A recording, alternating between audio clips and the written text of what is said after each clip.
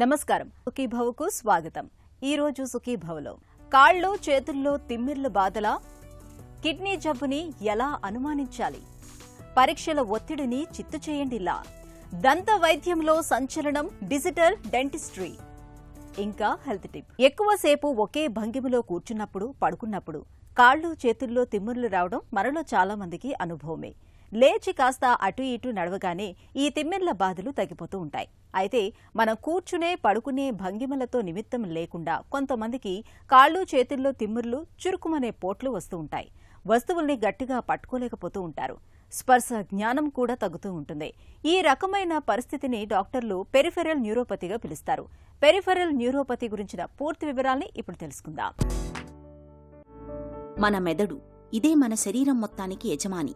మన మెదడు నుంచి ప్రధాన కేబుల్లా వెన్నెముక, ఆ వెన్నెముక నుంచి తీగల్లా వివిధ నరాలు శరీరంలోని వివిధ భాగాలకు చేరుతూ ఒక నెట్వర్క్లా విస్తరించి ఉంటాయి. మెదడు ఆదేశాలతో అన్ని అవయవాలు, కండరాల కదలికలను నియంత్రించేది ఆ నరాల కనెక్షన్లే. మనం ఏ పని చేయాలన్నా ఆ నరాల వ్యవస్థ బావుండాలి. కాళ్ళు చేతుల్లోకి విస్తరించి ఉండే కొన్ని నరాలను పెరిఫెరల్ నరాలు అంటారు. అడుగు తీసి అడుగు వెయ్యాలన్నా, ఒక వస్తువు పట్టుకోవాలన్నా, ఆ వస్తువు వేడిగా ఉందా చల్లగా ఉందా తెలియాలన్నా ఈ పెరిఫెరల్ నరాల పనితీరు బావుండాలి. ఇవి చక్కగా తమకు నిర్దేశించిన పని చేస్తుండాలి.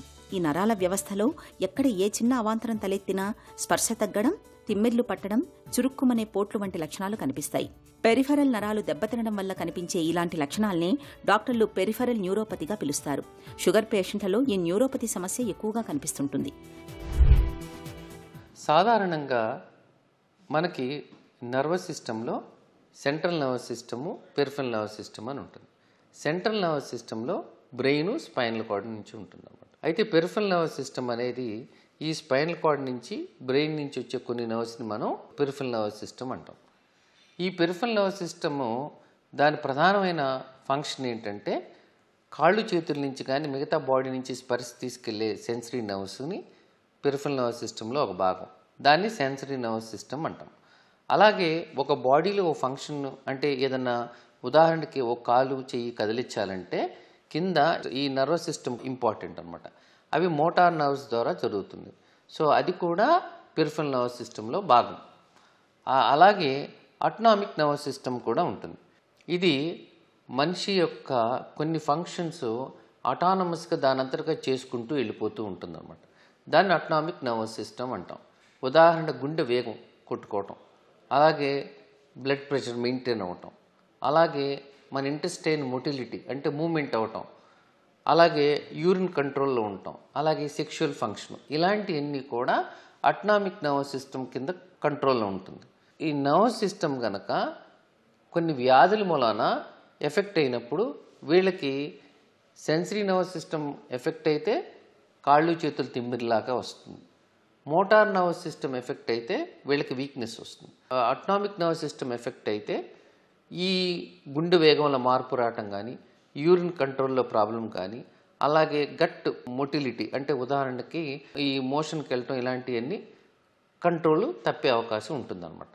సో ఈ పెరిఫెరల్ నర్వస్ సిస్టము ఎఫెక్ట్ అయితే కనుక దాన్ని మనం పెరిఫెరల్ న్యూరోపతి అంటాం. ఏ సిస్టమ్ ఎఫెక్ట్ అయితే దాని యొక్క ప్రధాన లక్షణాలు ఎక్కువ ఉంటాయి. పెరిఫెరల్ నరాల్లో sensor nerve, motor nerve, autonomic nerve అని 3 రకాల నరాలు ఉంటాయి.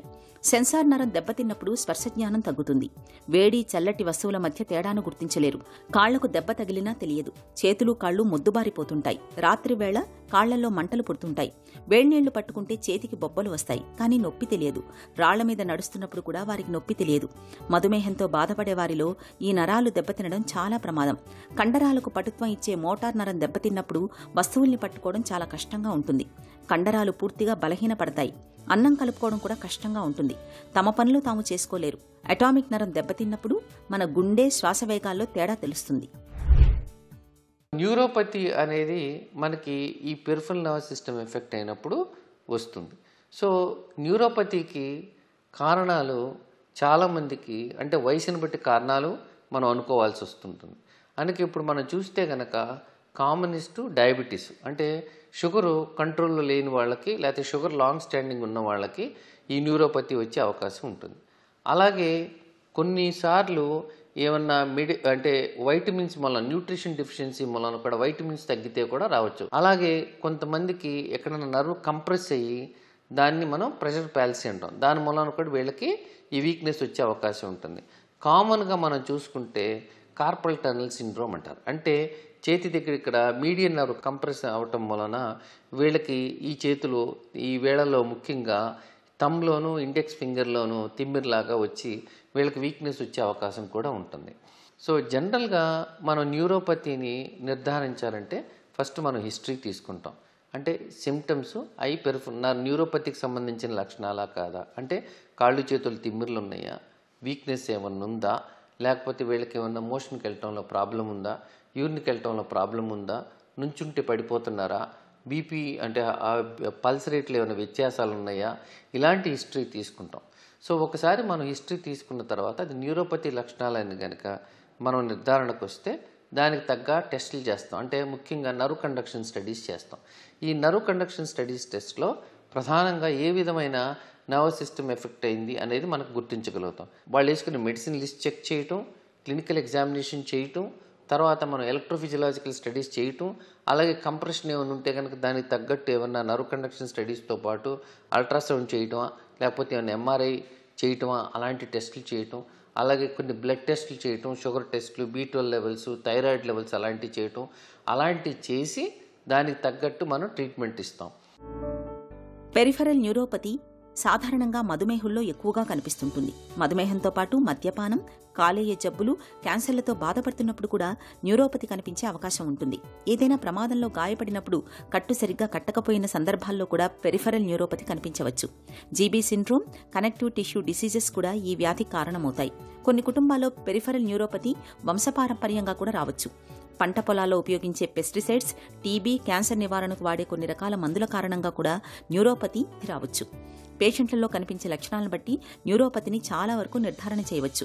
నర్వ్ కండక్షన్ స్టడీ, ఎలక్ట్రోకార్డియోమయోగ్రఫీ పరీక్షలు న్యూరోపతి నిర్ధారణలో బాగా ఉపయోగపడతాయి. సాధారణంగా న్యూరోపతిలో మనం ట్రీట్మెంట్ ఇచ్చేటప్పుడు వీళ్ళకి సిమ్టమ్స్ ఉన్నప్పుడు సిమ్టమాటిక్ ట్రీట్మెంట్ ఇస్తూ ఉంటారు. అంటే ఫస్ట్ వీళ్ళకి తాత్కాలిక ఉపశమనం రావటానికి అంటే గాబాపెంటిన్ ట్యాబ్లెట్స్ అని, ప్రిగాబాలిన్ ట్యాబ్లెట్స్ అని, కార్బజెపిన్ అని, డులాక్స్టిన్ అని ఇలాంటి మెడిసిన్స్ వాడతారు. అదే కాకుండా మనం ఇన్వెస్టిగేట్ చేసేటప్పుడు కారణం ఏంటో కూడా చూసుకోవాలి. ఉదాహరణకు బ్లడ్ షుగర్స్ చెక్ చేసి బ్లడ్ షుగర్స్ అధికంగా ఉంటే దాన్ని కంట్రోల్ చేయాలి. ఒకవేళ B12 లెవెల్స్ తక్కువ ఉంటే దానికి B కాంప్లెక్స్ ఇంజెక్షన్స్ ఇచ్చుకోవాలి. అలా B1, B6 డెఫిషియన్సీ ఉంటే దానికి తగ్గ ట్రీట్మెంట్ ఇచ్చుకోవాలి. అలాగే మనం ఈ ట్రీట్మెంట్ ఇచ్చేటప్పుడు ఒకవేళ కనుక ఎక్కడన్నా కంప్రెషన్ ఉంటే కనుక, ఉదాహరణకి కార్పల్ టనల్ సిండ్రోమ్, ఇక్కడే ఉన్న కంప్రెషన్ ఉందా, లేకపోతే టార్సల్ టనల్ సిండ్రోమ్ అంటే కాళ్ళు ఏమైనా కంప్రెషన్ ఉందా, అది నర్వ్ కండక్షన్స్ ద్వారా నిర్ధారణ చేసుకొని దానికి తగ్గట్టు మనం ఒకవేళ అవసరమైతే కనుక సర్జరీ కూడా చేస్తారు. అంటే డీకంప్రెస్ చేస్తారనమాట. ఆ ఏరియాలో ఉన్న కంప్రెషన్ తొలగించి ఆ న్యూరోపతి నుంచి ఉపశమనం కలిగించటానికి. అలాగే ఒకవేళ పోస్ట్ ఇన్ఫెక్షన్స్ అంటే ఉదాహరణకి ఏదైనా ఇన్ఫెక్షన్ వచ్చి తగ్గిన తర్వాత ఇమ్యూనలాజికల్ బ్రేక్ డౌన్తో ఆటో ఇమ్యూనిటీ లాంటిది వచ్చి అవి ఏమన్నా కాజ్ చేస్తున్నాయో చెక్ చేసి దానికి తగ్గట్టు, ఉదాహరణకి జిగ్లియన్ బ్యారీ సిండ్రోమ్ ఇలాంటి వాటిలో వీళ్ళకి ఊపిరి తీసుకోవడం కష్టం లాంటిది రావచ్చు. కాబట్టి వాళ్ళకి ప్లాస్మాఫెరెసిస్ అని, ఇమ్యునోగ్లోబులిన్స్ అని ట్రీట్మెంట్ ఇచ్చి లైఫ్ రిస్క్లోంచి తగ్గించవచ్చు అనమాట. ఇలా మనం కారణాన్ని అన్వేషించి దానికి తగ్గ ట్రీట్మెంట్ ఇవ్వటం కూడా జరుగుతూ ఉంటుంది, సిమ్టమ్స్ ఉపశమనమే కాకుండా. న్యూరోపతిని ఎంత ముందుగా గుర్తించి కారణాన్ని కనుగొని చికిత్స చేస్తే అంత ప్రభావవంతంగా నయమవుతుంది. పెరిఫెరల్ న్యూరోపతి లక్షణాలను తగ్గించడానికి ప్రస్తుతం మంచి మందులు అందుబాటులో ఉన్నాయి. యాంటీ డిప్రెసెంట్ మందులు, మల్టీవిటమిన్లు తీసుకోవడం వల్ల మంచి ఫలితం ఉంటుంది. ఈ పెరిఫెరల్ న్యూరోపతి బారిన పడిన వారిలో ఇన్ఫెక్షన్స్ వచ్చే అవకాశాలు ఎక్కువగా ఉంటాయి. వీరిలో చర్మం దెబ్బతినడం వల్ల అల్సర్లు వస్తుంటాయి. పెరిఫెరల్ న్యూరోపతితో బాధపడేవారు పాదాలు పొడిగా ఉండేలా చూసుకోవాలి. క్రమం తప్పకుండా చెప్పులు వేసుకోవాలి. ఎక్కువగా వేడి, చల్లటి పానీయాలు తీసుకోకూడదు. నరాలు దెబ్బతిన్న ఈ సందర్భాలలో ఫిజియోథెరపీతో చాలా వరకు నయమయ్యే అవకాశాలు ఉన్నాయి. కిడ్నీలు బాగున్నంత వరకే మనకు ఆరోగ్యం. ఏ కారణంగానైనా కిడ్నీలు దెబ్బతినడం మొదలైతే ఇన్ఫెక్షన్లు, వ్యాధుల ముప్పు పెరగడంతో పాటు మొత్తంగా ప్రాణాలకే ప్రమాదం ముంచుకొస్తుంది. అయితే కిడ్నీలు పాడవడం అనేది ఉన్నట్లుండి ఏమీ జరగదు. కిడ్నీలు దెబ్బతినటం అనేది ఏళ్ల తరబడి కొనసాగుతూ ఉంటుంది. ఈ క్రమంలో కిడ్నీ జబ్బు తాలూకు సంకేతాల్ని శరీరం మనకు ఏదో ఒక రూపంలో తెలియజేస్తూ ఉంటుంది. ఈ లక్షణాలను మనం సకాలంలో పసిగట్టగలిగితే కిడ్నీలను మనం చాలా వరకు కాపాడుకోవచ్చు. కిడ్నీ జబ్బుల హెచ్చరిక సంకేతాలు ఎలా ఉంటాయో ఇప్పుడు తెలుసుకుందాం.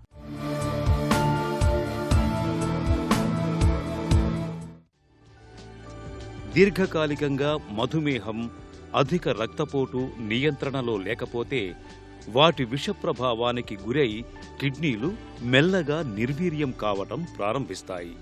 కిడ్నీల పనితీరు మందగిస్తున్న కొద్దీ మనలో కొన్ని ప్రధాన సంకేతాలు కనిపిస్తాయి. రక్తపోటు పెరుగుతుంది, మూత్ర పరిమాణం తగ్గిపోతుంది, రక్తహీనత వచ్చేస్తుంది, ఆకలి సరిగా ఉండదు, క్రమంగా బరువు తగ్గిపోతారు, ఎప్పుడూ నీరసంగా నిస్సత్తువగా ఉంటారు, కాళ్ళు చేతుల్లో వాపులు కనిపిస్తాయి, నడుము వెనక తరచూ నొప్పి వస్తుంటుంది. కిడ్నీలు దెబ్బతిన్నప్పుడు రక్తంలో విషతుల్యమైన వ్యర్థాలు పెరిగిపోతాయి. అది ప్రాణాపాయ పరిస్థితికి దారితీసే ప్రమాదం ఉంది.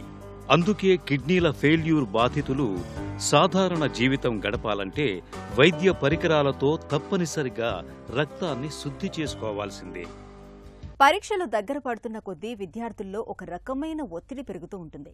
నిరంతరం పుస్తకాలతో కుస్తీ పడుతున్నప్పటికీ పరీక్షలు బాగా రాయలేమేమోనని భయపడుతూ ఉంటారు. ఏదో తెలియని ఒత్తిడికి గురవుతూ ఉంటారు. అయితే పరీక్షలకు సిద్ధమయ్యే విషయంలో కొన్ని ప్రత్యేక జాగ్రత్తలు తీసుకుంటే ఒత్తిడిని సులువుగానే జయించవచ్చని చెబుతారు నిపుణులు. పరీక్షల ఒత్తిడిని చిత్తు చేసే మార్గాల గురించి నిపుణులు ఏం చెప్తున్నారో ఇప్పుడు విందాం. అంటే ఒకటి ఒత్తిడి ఎందుకు వస్తుందంటే మొదటి నుంచి కూడా పిల్లలు వాళ్ళు రెగ్యులర్గా చదవకపోవటం, ఆఖరి పరీక్ష ముందు చదువుదామనే ఉద్దేశంతో ఉండి వాళ్ళు క్లాస్కి వెళ్ళినప్పుడు శ్రద్ధగా వినకపోవటము, లేకపోతే ఏ రోజు చెప్పిన లెసన్స్ ఆ రోజు నేర్చుకోకపోవటం, ఆ తర్వాత వాటిని రివైజ్ చేసుకోకపోవటము, ఇలాంటివన్నీ పోస్ట్పోన్ చేసి ఒళ్ళుబద్ధకంగా ఉండటం, అలాంటిది ఒకటి. రెండవది ఏంటంటే టీచర్లు చెప్పినవి శ్రద్ధగా నేర్చుకునేటప్పుడే వాళ్ళు కేంద్రీకరించలేకపోవటం వల్ల వాటికి అర్థం తెలియదు అనమాట. వాళ్ళు మర్చిపోయి ఉంటారు. మళ్ళీ పుస్తకం పట్టుకొని చదువుతున్నప్పుడు వాళ్ళకి అయోమయం వస్తుంది. కాబట్టి ఏంటి, రెగ్యులారిటీ అనేది ఒకటి ఉండాలి. ఆ తర్వాత మోటివేషన్ కూడా ఉండాలన్నమాట. అంటే చదవాలి, పరీక్ష రాయాలి అన్నది. కాబట్టి పిల్లలకి టీచర్లు కానీ తల్లిదండ్రులు కానీ నేర్పించాల్సింది ఏంటంటే పరీక్షలు అన్నది మొదట క్లాస్ మొదలైనప్పటి నుంచి, సిలబస్ స్టార్ట్ అయినప్పటి నుంచి, క్లాసులో లెసన్స్ మొదలుపెట్టినప్పటి నుంచి పరీక్షకు అప్పటి నుంచే సన్నిధులు కావాలి. అంటే సబ్జెక్ట్ అనేది క్షుణ్ణంగా రావటం ముఖ్యం, కానీ ఏదో అప్పటికప్పుడు బట్టి పట్టి చదివి ఏదో రాసేద్దామన్నట్టు ఉండకూడదు. రెండవ పద్ధతి ఏంటంటే అనలిటిల్గా నేర్చుకున్నారంటే పిల్లలకి ఏంటంటే బట్టి పట్టకుండా అనలిటిల్గా చదివితే సీక్వెన్స్ వాళ్ళకి తెలుస్తుంది. ఎక్కడైనా ఒకవేళ మర్చిపోయినా కూడాను వాళ్ళు ఏదో 4-5 పదాలు ఏవో కలిపి దాన్ని రాయగలుగుతారు. అంటే కాన్సెప్ట్ అనేది నేర్చుకోవడానికి పిల్లలు ప్రయత్నం చేయాలి. మూడవది ఏంటంటే అందరితో కలివిడిగా ఉండి స్నేహితులు ఎవరైతే బాగా సబ్జెక్ట్ చదువుతారో వాళ్ళ దగ్గర నుంచి నేర్చుకోవచ్చు. ఏమన్నా వాళ్ళకి డౌట్స్ ఉంటే టీచర్ల దగ్గర నుంచి అప్పటికప్పుడే నేర్చుకోవాలి. చాలామంది పిల్లలు మొహమాటం వలన లేకపోతే కేర్లెస్నెస్ వల్ల ఇవి చెయ్యరనమాట. దాంతో ఏమవుతుందంటే పరీక్షలు మొదలవ్వగానే అలా మొదలవుతాయి అనగానే ఆ పుస్తకం ముందు పెట్టుకోగానే వాళ్ళకి తెగ డౌట్స్ వచ్చేస్తాయి, ఆ సబ్జెక్ట్ అర్థం కాదు. కాబట్టి ముఖ్యంగా ఏంటంటే క్షుణ్ణంగా చదువుకోవటం ఒకటి, ఏకాగ్రతతో ఉండటం ఒకటి, రెగ్యులారిటీ ఒకటి చదువుకోవటంలోను. అతను పరీక్షలు అంటే ఏవో పెద్ద భయంకరమైనదిగా ఊహించుకోకుండా అతను ఒకటి తన మీద తన కాన్ఫిడెన్స్ పెట్టుకోవాలి. నేను చేయగలుగుతాను, బోల్డంత టైం ఉంది, నా ప్రయత్నం చేసి ప్రయత్నం ఫెయిల్ అయితే అప్పుడు చూద్దాము. అతను ఇంతకుముందు ఎక్స్పీరియన్స్, అతను తన క్లాస్మేట్స్ కూడా ఇదే విధమైన ఎక్స్పీరియన్సెస్ ఉంటాయి. కాబట్టి నేను ఎవరితో కంపేర్ చేసుకోవాల్సిన అవసరం లేదు. మా టీచర్లు ఎక్స్పెక్ట్ చేస్తున్నా కూడా నేను ఎంత ప్రయత్నం చేయాలో నేను చేస్తాను. తర్వాత ఎవరి గురించి ఆలోచించను, నా స్తోమత ప్రకారము నేను చేస్తాను అన్నట్టు పిల్లలు ఎప్పుడైతే వాళ్ళని వాళ్ళు రిలాక్స్ చేసుకుంటారో, బయట వాళ్ళు ఎవరు చేయక్కర్లే, వాళ్ళని వాళ్ళు రిలాక్స్ చేసుకొని రియలిస్టిక్గా ఆలోచించి రియలిస్టిక్గా ప్రయత్నాలు చేస్తే వాళ్ళకి సమస్యలు, ఒత్తిడి అనేది ఉండదు. ఆధునిక సాంకేతిక పరిజ్ఞానం నేడు వైద్య రంగంలో అద్భుతాలను ఆవిష్కరిస్తోంది. ముఖ్యంగా డిజిటల్ ఉపకరణాలు రోగ నిర్ధారణలోనూ చికిత్సల్లోనూ ఎంతగానో తోడ్పడుతున్నాయి. దంత వైద్యంలోనూ డిజిటల్ డెంటిస్ట్రీ రూపంలో ఇప్పుడిప్పుడే కంప్యూటర్ ఆధారిత చికిత్సలు అందుబాటులోకి వస్తున్నాయి. Digital imaging, scanner, CAD CAM technology, 3D printing, smile design, implants placement ఇవన్నీ డిజిటల్ డెంటిస్ట్రీ తాలూకు ప్రతిఫలాలే. దంత వైద్యంలో సంచలనం సృష్టిస్తోన్న డిజిటల్ డెంటిస్ట్రీ తీరుతెన్నుల గురించి డాక్టర్ని అడిగి ఇప్పుడు తెలుసుకుందాం. డిజిటల్ డెంటిస్ట్రీ అంటే ఏంటి? ఎప్పుడైతే మనకి టెక్నాలజీ అనుసంధానం అయిందో అప్పుడే డిజిటైజేషన్ ఆఫ్ డెంటిస్ట్రీకి అంకురార్పణ జరిగింది. డిజిటైజేషన్ ఆఫ్ డెంటిస్ట్రీలో చాలా చాలా చాలా విడివిడి భాగాలు ఉంటాయి. అది ఎక్స్రే కాడి నుంచి, కేస్ షీట్ కాడి నుంచి, బ్లడ్ టెస్టుల కాడి నుంచి ఒక్కొక్క కోణంలో ఒక్కొక్క ఆస్పెక్టు అది డిజిటైజ్ అయ్యకుండా వచ్చింది. అది డిజిటల్ డెంటిస్ట్రీతో ఉన్న సానుకూలతలేంటి? Digitization of dentistry main advantage ఏంటంటే చేసే పనిలో పర్ఫెక్షను, చేసే పనిలో టైం కన్జంప్షన్ తగ్గించేసి ట్రీట్మెంట్ అవుట్కమ్ని ముందే మనం పసిగట్టి అది అందంగా పేషెంట్కి ముందే మనం చూపించి ఇలా వస్తుంది ట్రీట్మెంటు అనే ఒక అవకాశం మనకి డిజిటల్ డెంటిస్ట్రీలో ఉంది. సో దానివలన పేషెంట్ని మనం ట్రీట్మెంట్లో ఇన్వాల్వ్ చేస్తున్నాము, డాక్టర్ని మనం ముందే ప్రాక్టీస్ చేసి దానికి ఒక అవకాశం కల్పిస్తున్నాము. ట్రీట్మెంట్ అవుట్కమ్ మీద మనకు పట్టు ఉంటుంది. పేషెంట్ చివరికి ట్రీట్మెంట్ తనకు కావాల్సినట్టు అందాన్ని బట్టి, డెంటిస్ట్రీ అంటే అందం ఒక చాలా ఇంపార్టెంట్. అది ఒక పన్ను కడుతున్నామంటే అది అందంగా ఉంది, మీకు ఒకలాగా నచ్చచ్చు, నాకు ఒకలాగా నచ్చచ్చు. చివరికి పేషెంట్కి నచ్చాలి, పబ్లిక్కి నచ్చాలి. సో ఇవన్నీ డిజిటైజేషన్ ఆఫ్ డెంటిస్ట్లో మనకి ఏంటంటే ఇవన్నీ మనకి ముందే మనం ట్రీట్మెంట్ అవుట్కమ్ మనం పసిగట్టి దానికి అనుగుణంగా పేషెంట్కి నచ్చినట్టు మనం ట్రీట్మెంట్ చేయొచ్చు. ఇది రెండాటికి తేడా. కన్వెన్షనల్ మెథడ్ మంచిది, ఇది ఇంకా మంచిది. డిజిటల్ డెంటిస్ట్రీలో ప్రధానంగా ఎలాంటి ఉపకరణాలు వాడతారు? ఇప్పుడు డిజిటైజేషన్ ఆఫ్ డెంటిస్ట్రీలో ఎక్స్రేలు మనం ఓపీజీ తీయచ్చు, ఐఓపీఐ తీయచ్చు, సిబిసిటీ తీయచ్చు, ఎంఆర్ఐ తీయచ్చు, సిటీ స్కాన్ తీయచ్చు. ఇవన్నీ కూడా డిజిటల్ డెంటిస్ట్రీలో ఒక భాగమే. ఐఓపీఐ అంటే మన చిన్న ఒక పన్నుకు తీసేది, ఓపీజీ అంటే దవడ మొత్తానికి తీసేది, సిబిసిటీ అయితే స్కల్ మొత్తానికి తీసేది, ఎంఆర్ఐ కూడా డెంట్లో వాడతారు, సిటీ స్కాన్ కూడా డెంట్లో వాడతారు. ఇవన్నీ ఎప్పుడైతే మనం వాడేమో ఈ డేటా అంతా క్లుప్తంగా ఈ కేస్ షీట్లోనే అమర్చుకుని ఎప్పటికప్పుడు మనం దాన్ని రిట్రీవ్ చేసుకుని మనం చూసుకోవచ్చు. నెక్స్ట్ పాయింట్ మనం చూసుకోవాల్సింది ఏంటంటే మనం తీసే బ్లడ్ టెస్ట్లు. డిజిటైజేషన్ ఆఫ్ డెంటిస్ట్రీలో బ్లడ్ టెస్టులన్నీ మనం చేసినవన్నీ క్లుప్తంగా ఒక చోట మనం ఉంచుకుని ఫస్ట్ టైం చేసిన బ్లడ్ టెస్ట్ ఏంటి, సెకండ్ టైం చేసిన బ్లడ్ టెస్ట్ ఏంటి, దాన్ని స్టార్టింగ్ నుంచి ఎండింగ్ వరకు ఏమేమి మార్పులు మనకు కనిపించినాయి.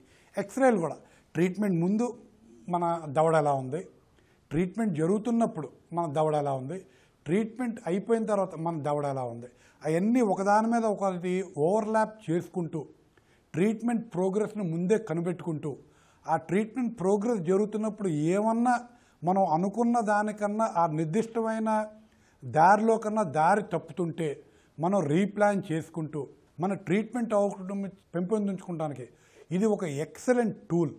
దీంట్లో ఉన్న ఇంకో మహా అద్భుతమైన పరికరం ఇంట్రావరల్ స్కానర్. ఏదైతే ఒక అరగంట, గంట, 2 గంటలు తీసుకునే ప్రాసెస్, అచ్చు తీసుకుంటాం, ఒక మైదం లాంటిది నోట్లో పెట్టి అచ్చు తీసుకుంటాం అనేది ఒక ప్రాసెస్, ఒక 5-10 మినిట్స్ పడుతుంది. తర్వాత దాన్ని ఇంప్రెషన్ కింద పోస్తాం అనేది ఒక 10-20 మినిట్స్ పడుతుంది. అది మనం పంపిస్తాం అనేది ఒక గంట, 2 గంటల పని.